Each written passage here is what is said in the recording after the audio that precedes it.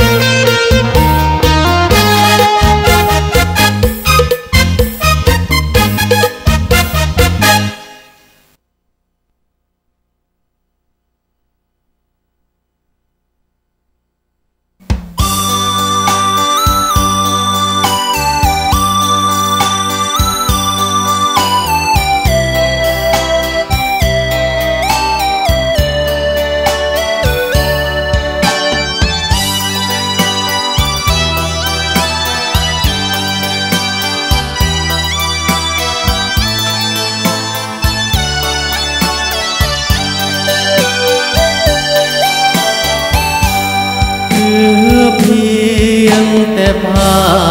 พคอยให้ส่วนดวงใจน้องทอนคืนเสียแล้วสิ้นความหวังสำหรับตุลาหอนแผ่วหากบ่เคยแน่แน่มากแล้วก็สูญไปเหลือหอยสลักไว้ว่าสู้ดินฟ้านี้ก็เสื่อมคลายแต่ตัวน้องนั้นจากไปไกลแสนไกลหาใครต้องสลายเพราะใจน้องบ่เมตตาภาพแผ่นนี้จะเก็บไว้เพื่อเตือนหัวใจว่ายิ่งนี้ได้ดวงอาจะจำจนตายหัวใจยิ่งหายมันยาหลอกข้าซ้ำแทบเป็นบ้าขอเวทนาเห็นใจเลี้ยวมองเห็นภาพน้องยิ้มจะเย้ยอ้ายนี้ให้อภัยคุณค่าน้อยน้องจึงคอยหักนี้ไปซ้ำในบ่หายแม้นตายอายคงบ่ลืม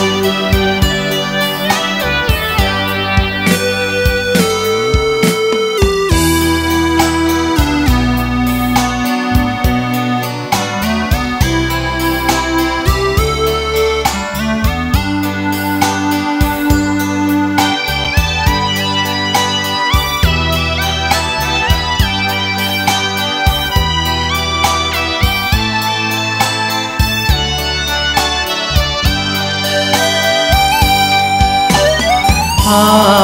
พแผ่นนี้จะเก็บไว้เพื่อเตือนหัวใจว่ายิ่งนี้ได้ดวงอาจะจำจนตายหัวใจยิ่งหายมันยาหลอกข้าซ้ำแทบเป็นบ้า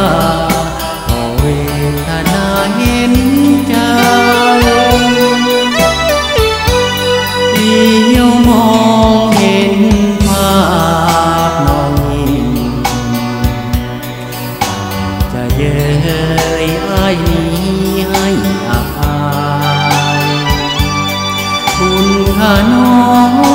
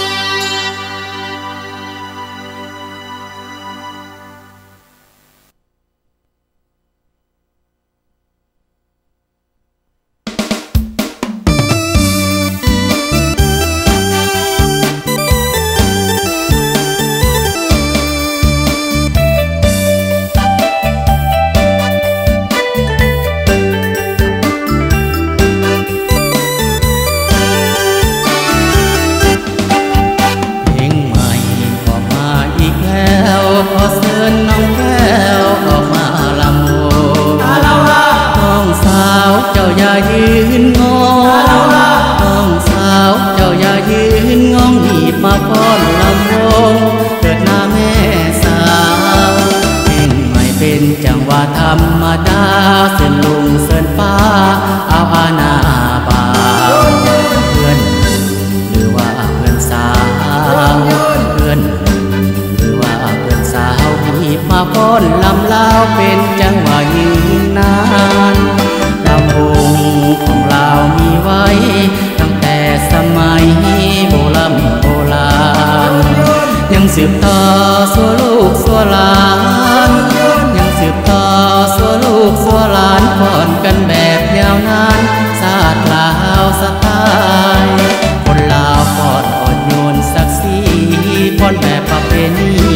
ของลาวมีไว้มีสื่อเสียงนำว่ากองไซมีสื่อเสียงนำว่ากองไซตั้งอยู่ภูนาไซไก่พระบาทคนสาน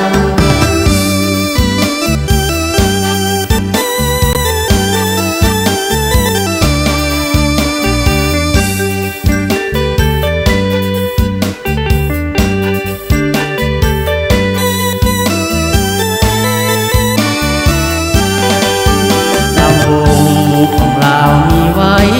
ตั้งแต่สมัยโบราณยังสืบต่อสู่ลูกสู่หลานยังสืบต่อสู่ลูกสู่หลานก่อนกันแบบยาวนานศาสตร์ลาวสไต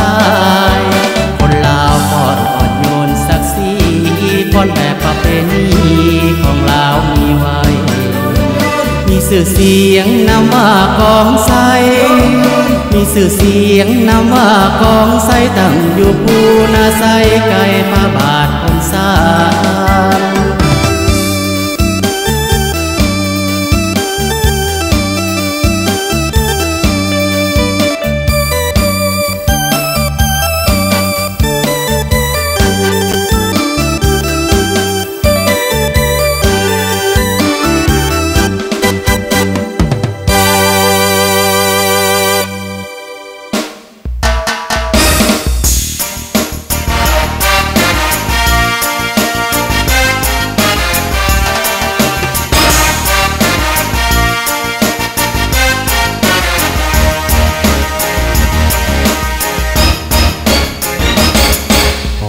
ไผ่งามปานเก่า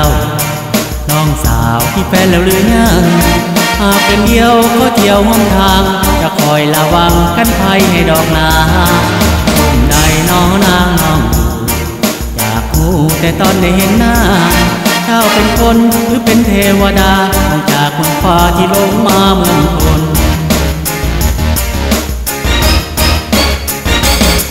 ติดตาติดอกติดใจก็เป็นกำลาให้ไปโดนเป็นเจ้าของเจ้าเดหน้ามนกดนับสายจนมันคนเป็นทาสแห่งใจน้องสาวเดียวมาพี่แน่อย่าแลไปหาผู้อื่นลายเจ้าจะไปหรือมาทางใดอย่าลืมบอกอายจะได้เป็นมือปืน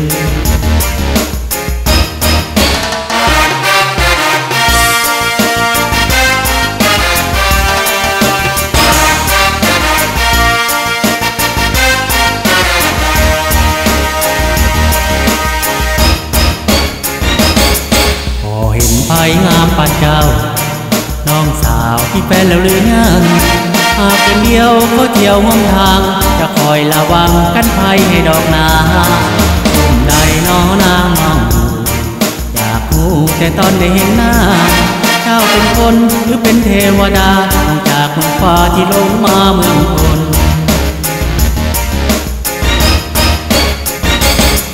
ติดตาติดอกติดใจก็เป็นกำลาให้ไปโดนเป็นเจ้าของเจ้าเดหน้ามนกดนับสายจนมันคนเป็นทาสแห่งใจ